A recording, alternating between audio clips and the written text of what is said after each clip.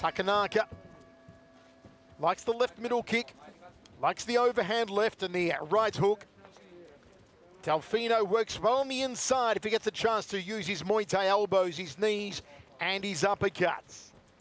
At the moment, Takenaka looking to control center circle, and there's that left middle kick I spoke of. Yeah, Delfino knew it was coming. He immediately caught it, entered into that clinch. He starts to tangle, presses Takenaka up against the circle wall. Let's see what he can do here inside that clinch. Trying to get that left hand inside and does so now, Takenaka. Watch out, watch out. Likes to use his striking to set up the double leg takedown, Takenaka. No chance of that at the moment, though, for the Japanese warrior. 12-2 Takenaka, 8-1 Delfino. 80% finishing rate for Takenaka, 89 for the Brazilian Delfino. Takenaka's got double underhooks on Delfino. You can see Delfino's trying to create a little bit of separation, trying to reach in, grab the legs, just get some of that control back. That's what he wanted to do, spin him around. Now he's got control outside that wall. There's the elbow on the inside, the Muay Thai technique that Delfino likes to use. Gut-punching knee from Delfino, returns the favor as Takenaka. Uppercut elbow there from Delfino. We've seen this in the past from Takenaka, how he has that control. He just does so well inside that clinch. You can see him trying to go for that hip toss, but a beautiful inside reap of the leg to put Delfino on his back. Moving to side control, but in half guard at the moment. Takenaka trying to get that right hand off to the side of the head of Delfino. It's amazing how far Delfino's come in what's a relatively short martial arts career. Didn't start training in BJJ until he was 19 years old. That's only 11 years ago. And here he is in the largest martial arts organization on the planet. Incredible determination on the man who grew up on the banks of the Amazon River.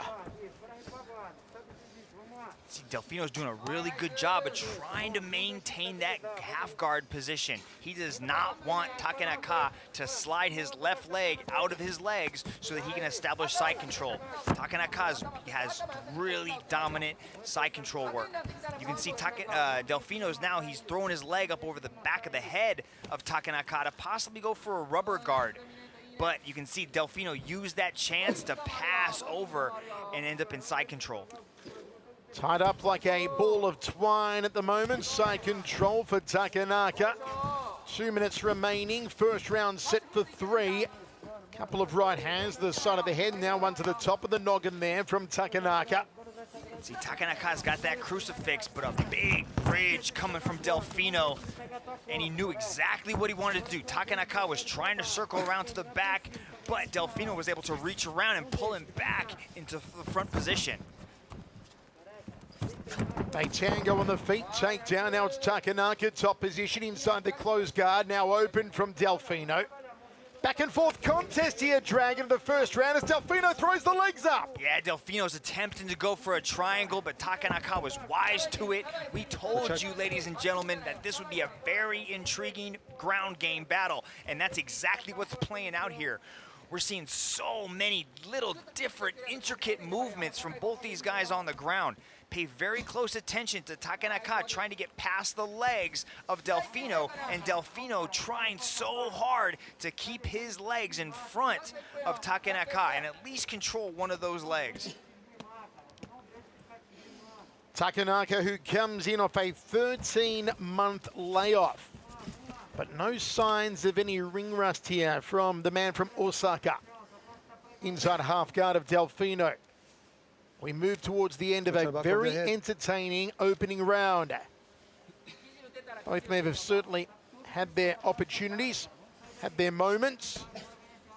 Our 3 judges are scoring as an overall contest and not round by round. Good popping left hand at the side of the head, just below the ear there from Takenaka. You can see the way Takenaka has got his legs triangled around the leg of Delfino, and that usually happens from the bottom guy using some kind of lockdown position. But Takenaka is actually using that so he can maintain this top position. Usually the guy on top is showing a little bit more dominance, and that's what Takenaka is doing in this first round. End of the first, we go to the towels. Let us know your thoughts, folks, wherever you're watching around the world. At One Championship on Twitter, Facebook, YouTube, and Instagram. Look at this. He throws all of his power behind this reap and then drops down to control and to get this sweep, and that's what started this ground onslaught. Delfino did a good job of trying to bridge out, but Takenaka tried to sneak around to the back, and Delfino was able to use his right arm to prevent Takenaka from fully taking his back. A lot of flexibility demonstrated by Delfino in his upper body right there. Delfino just the one loss, a decision to Tatsumitsu Wada on his one debut. Can he get in the winner's circle, here tonight? All right, ready? Ready? Choke! Olivier Coste gets us back underway.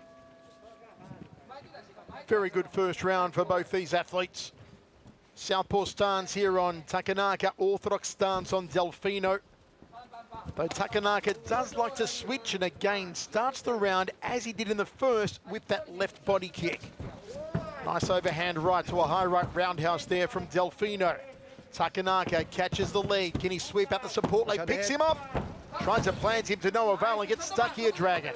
Delfino was looking real sharp on his feet. Threw that nice body kick to open, but Takenaka answered, and immediately Takenaka wanted to get to this thing to the ground.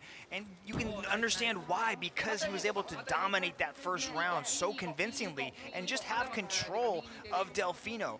He knows exactly where he wants this match to take place, and Delfino's trying to maintain it. Good control of the right arm from Takenaka, as Delfino might try to use that arm to pull himself back up. If there's one thing Delfino cannot do on the ground, it's to let Takenaka take his back. Skilled at attacking the back position, the Japanese athlete, rear naked choke specialist. Nice little step over there from Takenaka, and he's driving his shoulder and his head. Inside these clinch positions, pay close attention to the head position of each of these guys. Where their head goes, that's where their body's gonna go. If Takenaka has his head above the head of Delfino, that's gonna enable him to have better control. Delfino needs to work his way back up to his feet. Takenaka's gonna pass that half guard right now. All he has to do is stick that foot there and slide right over. Good job by Delfino to try to bridge out of it though. You can see this is what Takenaka wants to do. He wants to sneak around and take the back, but Delfino's trying to keep his back up against the wall, but Delfino was able to do it. Now he's got that body triangle. It's the specialty here. Catch. Delfino has given his back. Takenaka's taken it. Can he take home a submission? Lots of time to go in the round. He's got to reset here, Takenaka. This is not where Delfino wants to be. With Takenaka on your back. Look at the veins bulging out of the head here of Delfino as he tries to survive. And Takenaka takes his time. Gonna soften him up a little more. This is Takenakaville. This is Takenaka's world. He owns this position. He's a rear naked choke specialist, and the figure four wrapped around the body will constrict the breathing of Delfino. It's gonna wear down the Brazilian. But with the body triangle, you can see how high Takenaka is up on top of the back of Delfino. And that happens with the body triangle, and so that puts his arm right against the chin. Delfino is ultra tough. It's going to be very hard to submit Delfino with a face crank. It can be done, and Takenaka has a good squeeze, but he's got to get that arm underneath the chin so he can apply that pressure. It's slowly getting under there. Oh, this could be bad for Delfino. He's still surviving, but there's still 1:35 remaining in the second. Again, Takenaka resets. You can see just how high Takenaka is. If he releases the body triangle, he might be able to sit a little bit lower so he could get that arm underneath the neck. But Delfino's, oh, now it's getting under there. You can see how the forearm is just under the chin. You can still finish a choke from this position because you're cutting off the carotid arteries, but it's going to be tough. Oh, this is it. Surely this is it now. Surely this is over. How is Delfino surviving? That's what he's got to do. He's got to pull that hand off of his head. He can't let Takenaka get that squeeze that's getting under there, Michael. Still Delfino survives. He's got to keep control of that right arm of Takenaka. If Takenaka can get that arm free and apply the squeeze, it might be a wrap. But Delfino's doing a great job of holding on. He is ultra tough, Michael. This is amazing. If Delfino sees out the next 40 seconds, this will be one of the great survival stories. Against a man who is a rear naked choke specialist. Delfino, I don't know how long he survived for now, Mitch. It's been a good portion of the round, and Takenaka again tries to reset that choke. Yeah, he's been on the back for at least 2 full minutes right now, and he keeps attempting it. He's getting tighter and tighter, but Delfino knows exactly what's going on. I'm sure he's been in this position hundreds of times, and he's completely composed.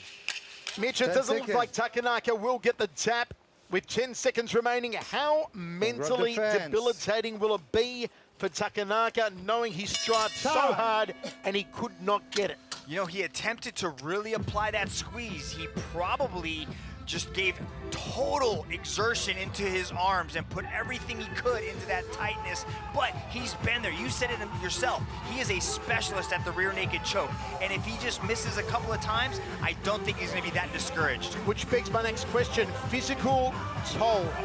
Who did it take more of a toll on? Takenaka attempting the choke time and time again, or Delfino defending it? Oh, look at that squeeze right there. You can see it's going to happen for both athletes. I mean, we're entering the third round. It's the final stanza of this high-intensity grappling battle between these two.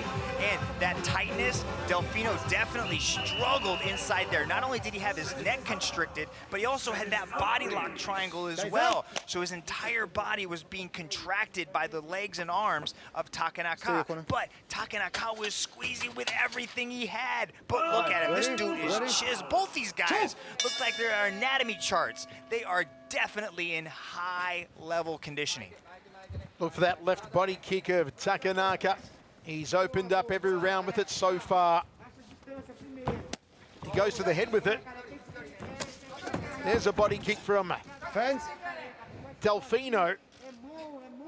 Nice elbow on the inside from Delfino. Some of that Muay Thai technique, dropping down for a double here. Takenaka loves the double leg and gets a takedown, even though Delfino tried to post up dangerously on the left arm. Takes the back standing now, the old backpack technique. Oh, beautifully done. He was able, he knew that second kick was coming. He knew if he threw a kick, Delfino was going to answer back with one. He caught it and used it as an entry into this position. And immediately, now he's got 4 minutes to work from this back position, Michael. Mitch, what's more difficult, defending with a guy on the back, on your back on the ground, or when you're standing like this, carrying him like a backpack? Well, it's definitely hard to do this on your feet. You know, you're carrying his entire weight, but he is up against the wall, so he can kind of lean against the wall and take a little bit of stress off of his legs. But he's got to fight off a rear naked choke specialist who is just getting tighter and tighter. And you can see how he's using his hands to support his body, not defend the choke. He's got to defend that choke. He's relying on his toughness to get him through these choke attempts.